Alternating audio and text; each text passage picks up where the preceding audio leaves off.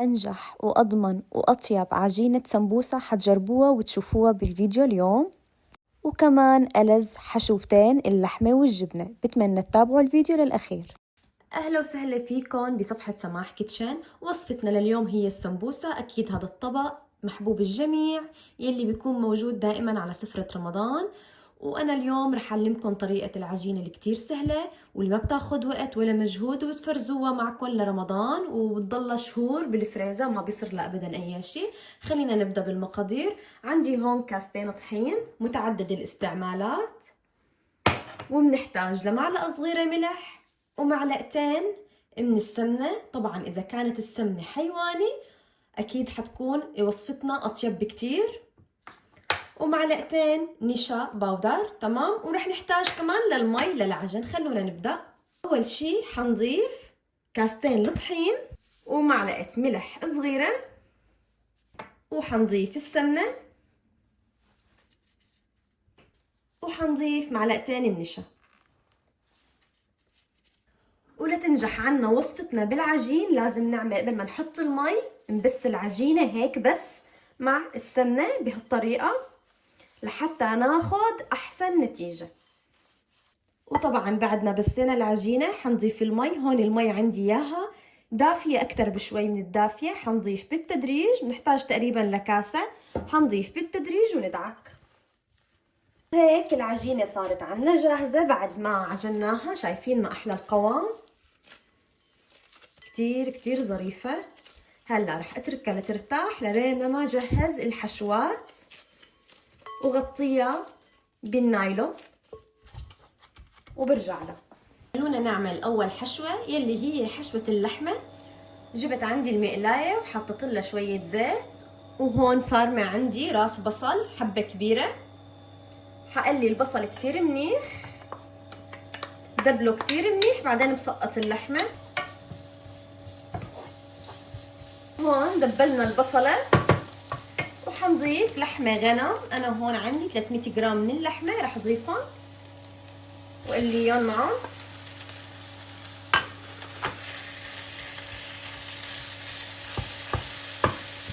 وبس تقلت عندي اللحمة نص تقلاية رح أضيف البهارات اللي رح نحتاجها. معلقة صغيرة ملح، معلقة صغيرة فلفل أسود، ونص معلقة صغيرة سبع بهارات.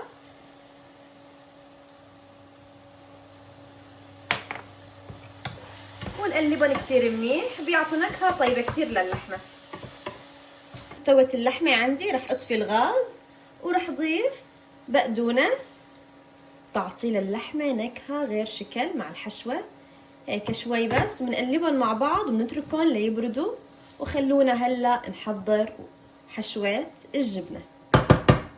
ولحشوة الجبنة طبعا الحشوات اختيارية، بس أنا رح أعمل ميكس بين نوعين جبنة. رح أختار هاي الجبنة البيضة مكتوب عليها جبنة مسنرة، ورح أدمج معها الجبنة الموزاريلا. فيكن تدمجوا أي أنواع جبنة عندكم إياها، فيكن نوع واحد ما بتفرق، بس أنا رح أعمل ميكس بيناتهم. رح أبرش هدول وأرجع لكم.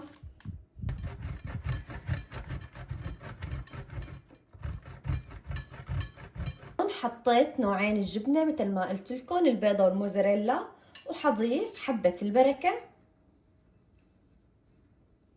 وحضيف البقدونس،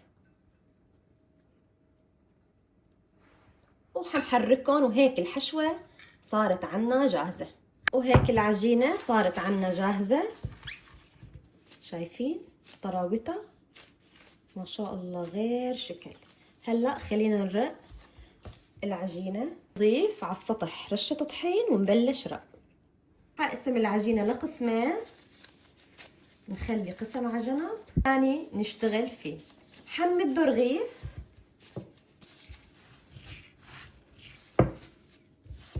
لا رقيق كتير ولا سميك.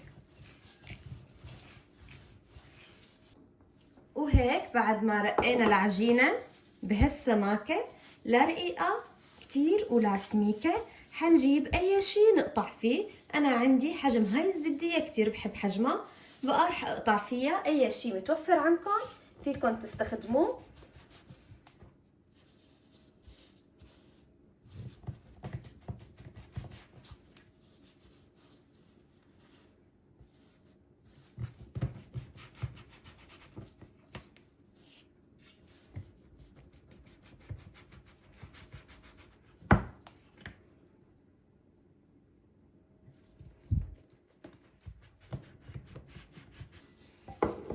وهيك قطعت العجينة، شايفين؟ رح صفهم وشيل العجينة الزايدة على جنب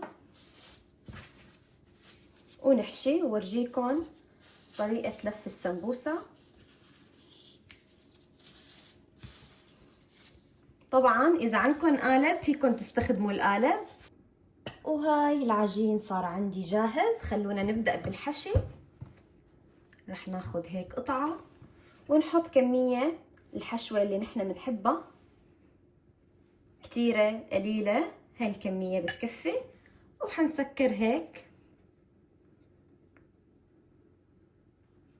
ما في أسهل من هيك، كتير سهلة. وحنعملها هلأ ضفرة، بنبلش من هون هيك ضفرة، هيك بتسكر كتير منيح وما بيطلع شي عندي برا.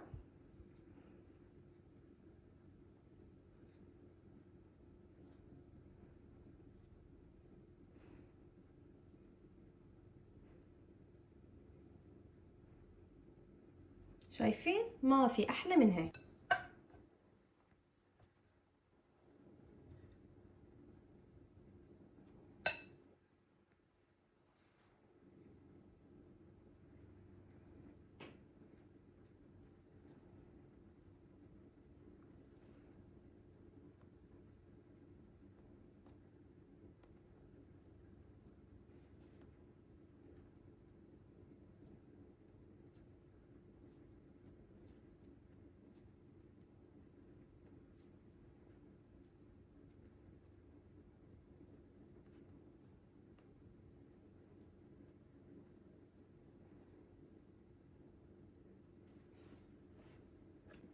وهاي الكمية اللي طلعت عندي من الكاستين طحين، هي الجبنة وهي اللحمة. هلا بدنا ندهن وش البرك بجبنة مشان نحط عليهم حبة البركة ويلزقوا كتير منيح عنا. عندي هون معلقة طحين وشوية مي، حركتهم كتير منيح. طبعا رح خليهم هيك سماك. وندهن هون الوش شوي، وفوقهم بنحط حبة البركة. هيك حبة البركة عنا بتلزق.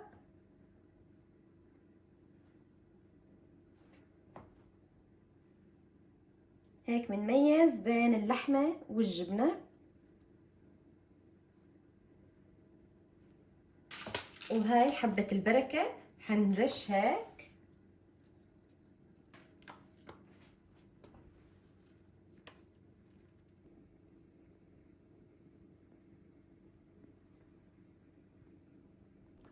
وهلا رح اعطيكم الطريقه لنفرزهم بالفريزر ويبقوا معنا وقت طويل، اشهر. حنجيب اي صينيه عندكم اياها جاط، بتحطوا الكميه اللي بدكم اياها للتفريز.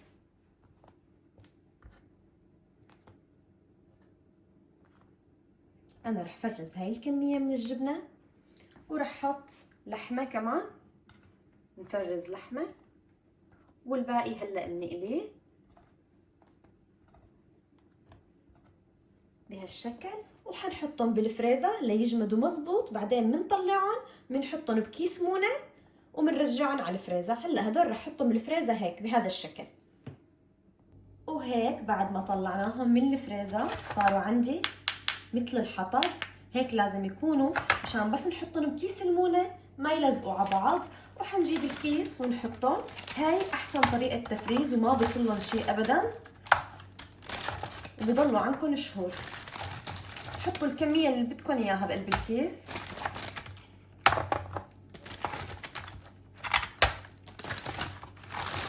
شايفين؟ وبنحطهم بالفريزر وبيضلوا مثل ما هني. وقبل القلي ب5 دقائق بنطلعهم من الفريزر، بنخليهم على جنب بينما يحمي عنا الزيت، فورا بنسقطهم.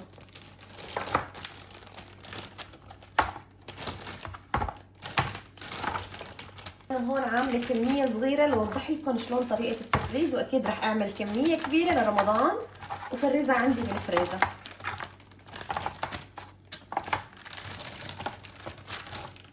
وبرمضان ما في اسهل منها، تطلعي وتقلي ويكون عندك عزيمه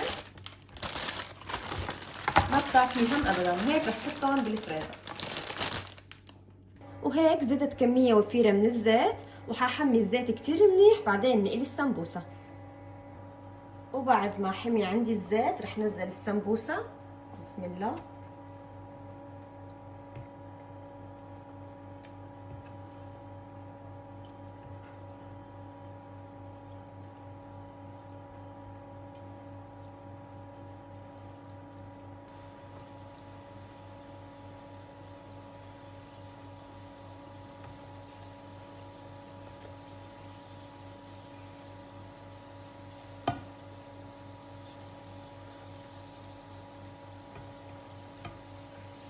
صاروا عندي جاهزين، اخذوا اللون الذهبي الحلو اللي بدنا اياه. حنشيلهم فورا من الزيت وحننزل الجبنة. وهاي نزلنا الجبنة كلها، وكمان بنقلب فورا. اخذوا عندي اللون الذهبي، حشيلهم من الزيت.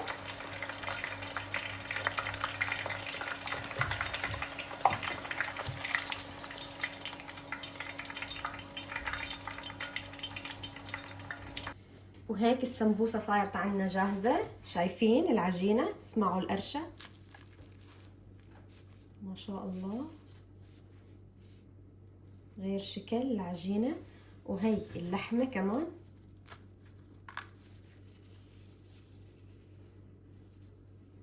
وإذا عجبكم الفيديو لا تنسوني من اللايك والاشتراك وتفعلوا زر الجرس، وبشوفكم إن شاء الله بالفيديو القادم.